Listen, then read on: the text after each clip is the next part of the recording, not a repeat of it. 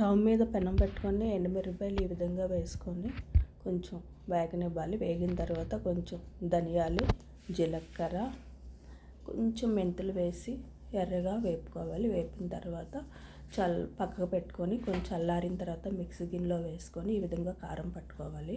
ముందుగా ఒలిచి పెట్టుకున్న కొబ్బరి ముక్కలు ఆ మిక్సీ గిన్నెలో వేసి మిక్సీ పట్టుకోవాలి. కొంచెం చింతపండు కూడా వేయాలి. సాల్ట్ వేసి ఈ విధంగా మిక్సీ పట్టుకోవాలి.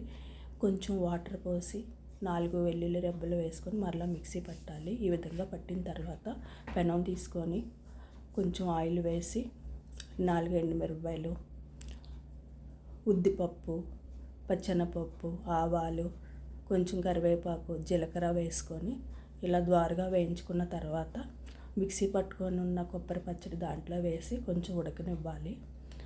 ఇలా ఉడికిన తర్వాత అన్నంలో వేసుకొని తింటే చాలా బాగుంటుంది. ఒకసారి ఇలా ట్రై చేసి చూడండి.